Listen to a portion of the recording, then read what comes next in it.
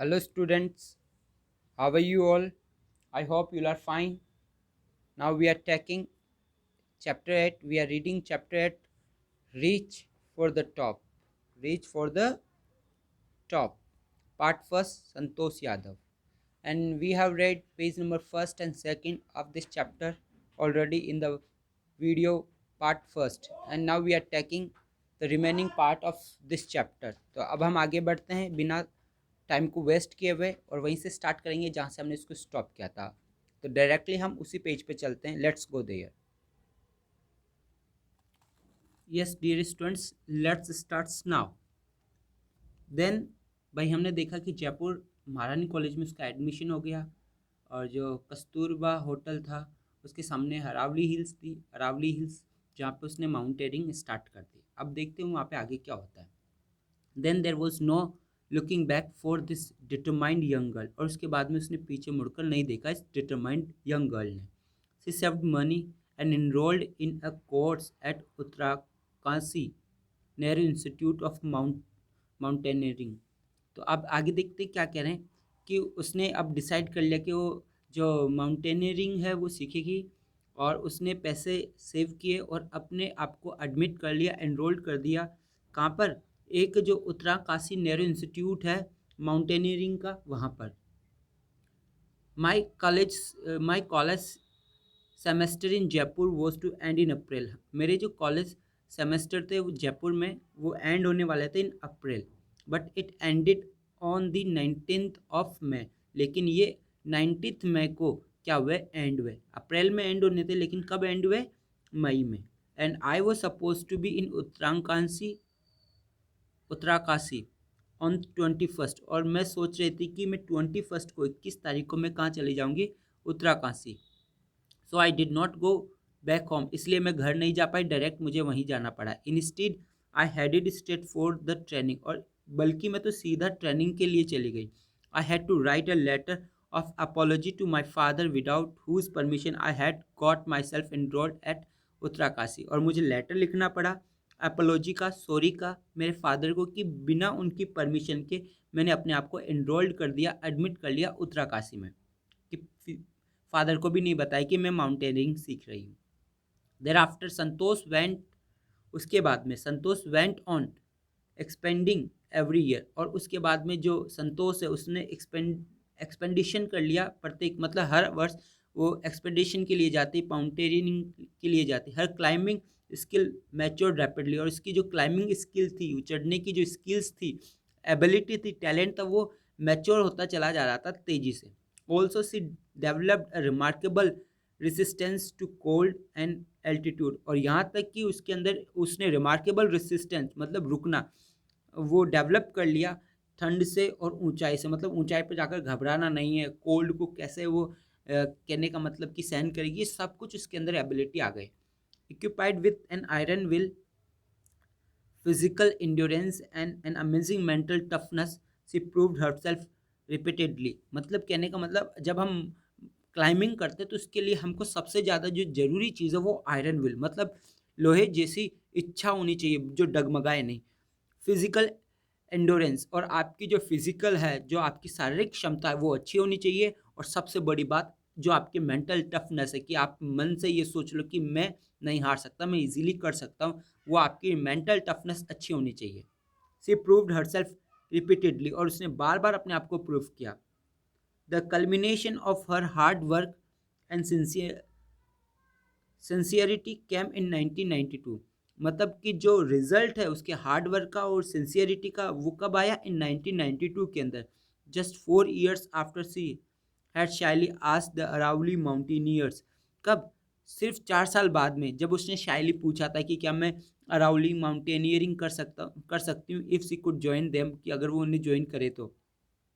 Eight barely 20 years of age Santosh Yadav scaled Mount Everest, मतलब कि 20 years में, मतलब 20 years की जब वो थी, संतोष ने क्या कर ली? माउंट एवरेस्ट को स्केल कर लिया, माउंट एवरेस्ट पर वो चढ़ गई, क्लाइंबिंग कर गई। Became the youngest woman in the world to achieve the feat, और सबसे यंगेस्ट, सबसे छोटी वुमन हो गई, सबसे छोटी लड़की हो गई जो वर्ल्ड में इस अचीवमेंट को उसने अचीव किया हो। और वो कौन थी? संतोष यादव.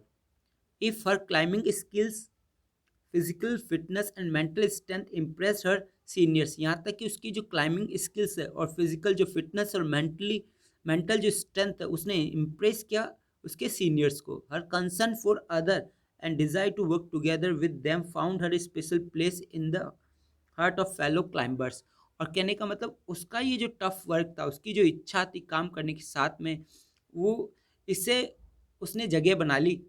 किसमें? किसके अंदर? अपने फेलो क्लाइंबर्स के अंदर. उसके जो साथ में जो क्लाइंबिंग करने वाले थे उनके साथ में उसने जगह बना ली. Next, during the 1992 Everest mission Santosh Yadav provided special care to climber who lay dying at the South कोल.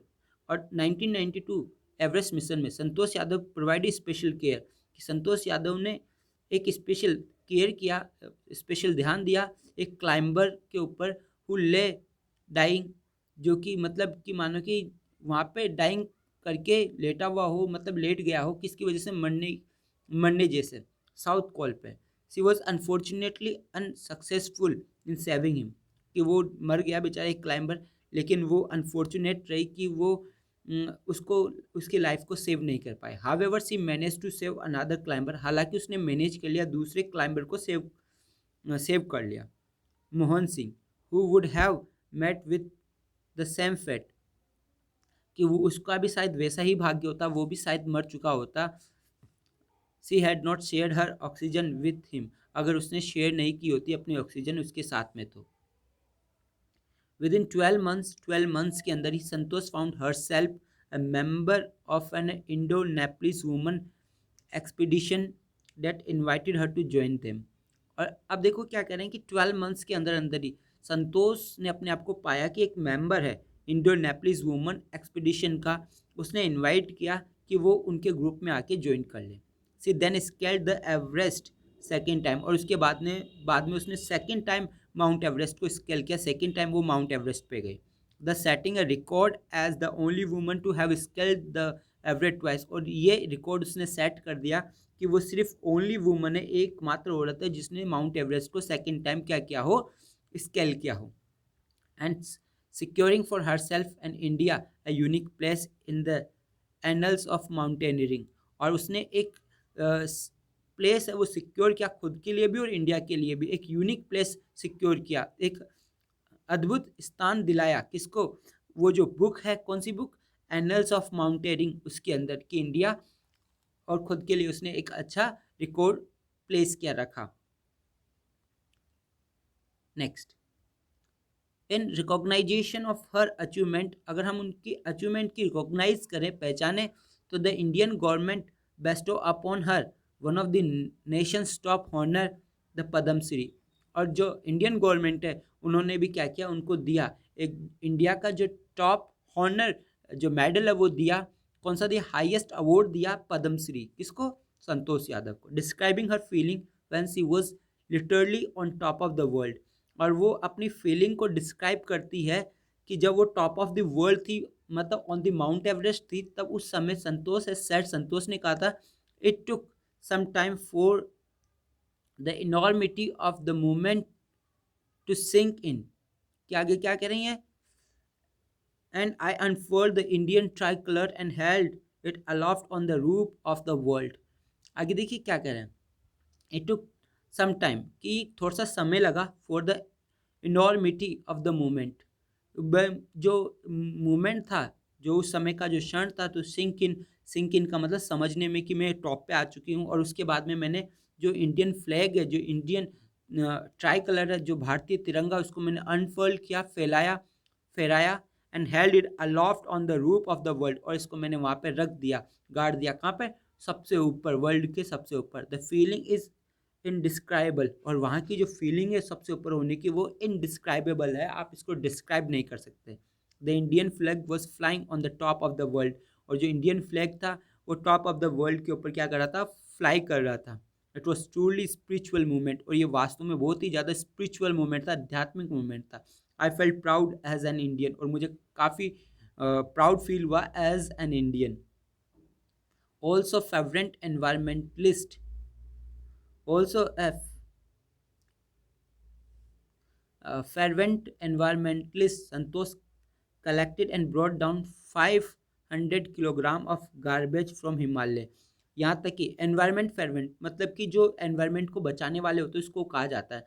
तो कहने का मतलब कि यहाँ तक कि जो फेरवेंट एनवायरमेंटलिस्ट है संतोष ने वहाँ पे कलेक्ट किया और नीचे लेके आ गए 500 ग्राम जो गार्बेज कचरा था हिमालय के ऊपर, उसको भी वो नीचे लेके आए। तो we have done this chapter and this is really very amazing chapter, and this chapter told us that our mentalness, our decision is very helpful to us to do something, कि हमारा जो डिसीजन है, हमारे जो mental toughness है वो काफ़ी helpful होता है हमारे लिए कुछ भी कर दिखाने के लिए। ओके, तो we have completed this chapter and will do the question answers. You will definitely receive the question answers shortly. आपको जल्दी क्वेश्चन आंसर है वो भी रिसीव करेंगे आप। ओके, एंड फॉर दैट उसके लिए मैं आपको नोटिफाई कर दूंगा व्हाट्सएप के ऊपर। Okay, goodbye, take care yourself.